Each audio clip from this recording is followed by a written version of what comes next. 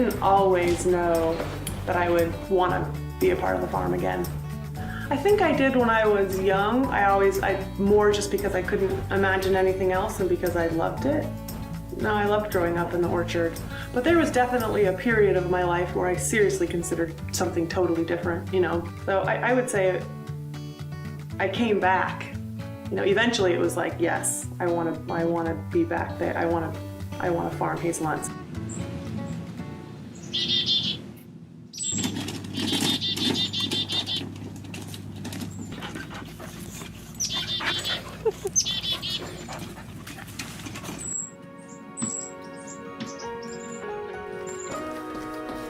Meridian Orchards is an organic, certified organic by Oregon Tilth.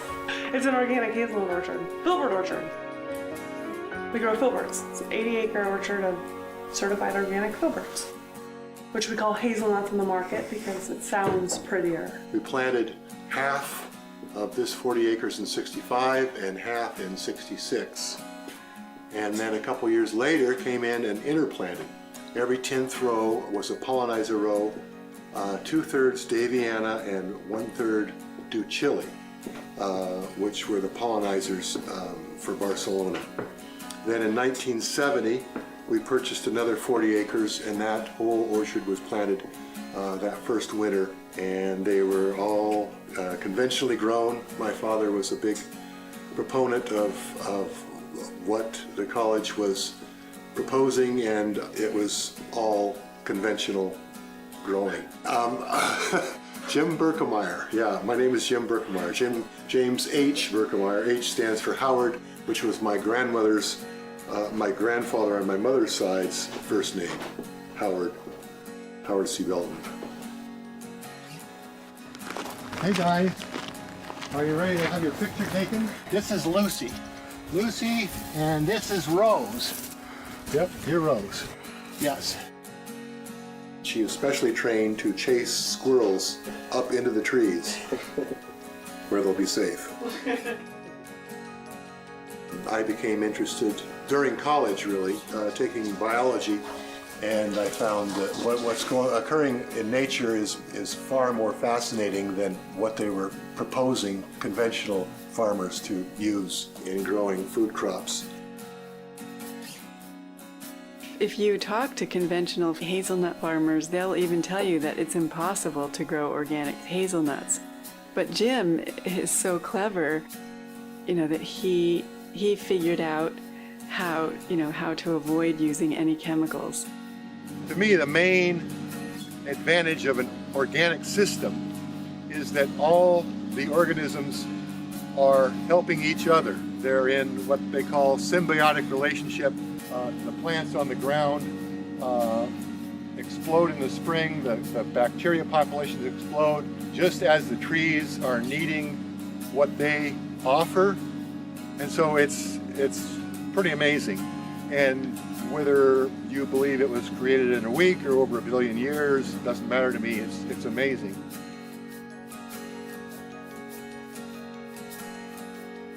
You tell it better than I do, because I have a really long, rambly version, and you told it really well. That's a long story. We met at Heston College in Kansas, which is where I'm from. She followed her high school boyfriend there. Well, let's not put that on the tape. Edit that out. I remember when we came here, it was just one insulated room with a loft and an outlet and a hose. And we both were excited about it. Like, yeah, we could totally do this. Yes, this is where we want to live. And then we got married. And then we got married. And had children. One. And a dog. Yeah, that's right. It's basically children. Organic actually does, like the label, something certified organic does mean something, whereas, you know, natural doesn't mean anything really. And so it's often, the whole organic is often criticized because there's all, you know, the application's like 39 pages and every year you have to sort of reapply, and then you have audits and you have checks, and it's this whole thing, and it's expensive to be a part of it all. But the more I learn about what it means, the more I'm fine with doing all the work that it takes for the certification and all of that, because I want the word to continue meaning something. One way to look at going organic from conventional is to just figure out what I could get away with and be organic, using the conventional model.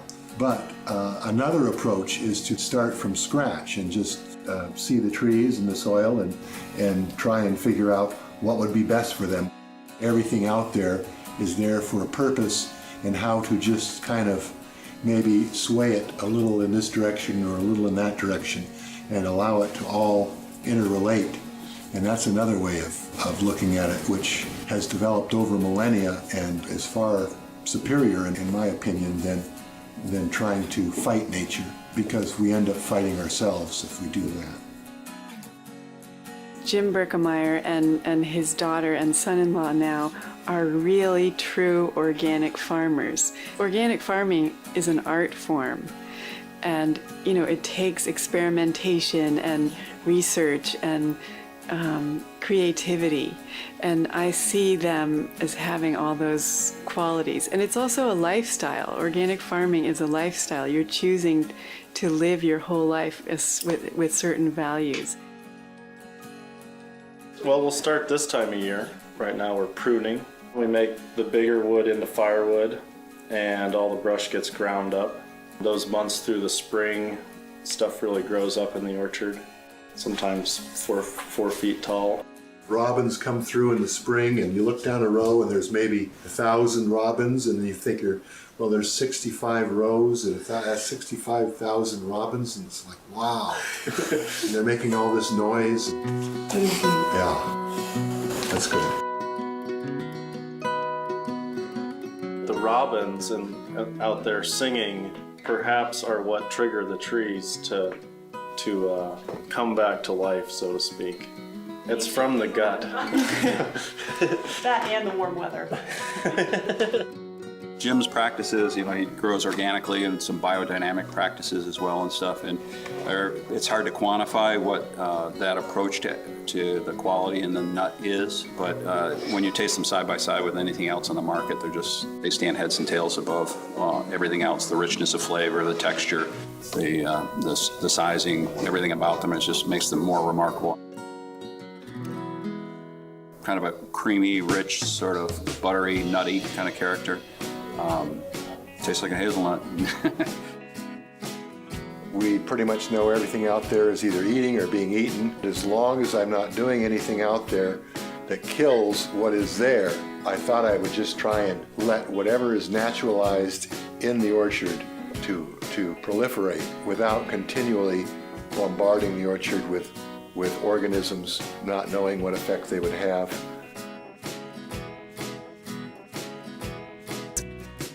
One thing that the wash line allows us to do is keep a fair amount of material, organic material, on the farm. How many totes did you grind up out here? 29, yeah. 29, wow. 29 boxes of wood and blanks. Spread them out and went over them with the mower and put them right back on the soil, which is great. A whole new sort of population is growing, that it's not just about the price. It's you're making purchases based upon other factors like how far away it was grown and the practice that were used to grow it. Just buying an organic product because it's organic is good, but it's not the end of the line. It's not the last question. It's not the last thing. We have other things that we have to weigh. It's about the environment, it's about what gives us essence, satisfaction, quality of life.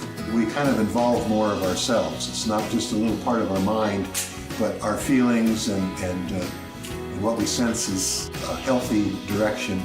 We really appreciate Hummingbird for supplying the people that not just buy organic when it's convenient, but who believe that organics is actually a part of their spiritual life. It's not just to protect themselves from getting sick from pollutants, it's just supporting the whole idea that the planet is to be taken care of and we're an integral part.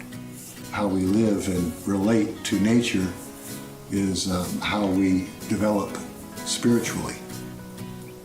Right? Yeah. We hope that the trees continue to come alive in the spring. That is a hope. And the other one is just to keep doing it as long as we can. the next 50 years or whatever. That's the goal. That would be one of my goals. Keep doing what you're doing. That's a good goal.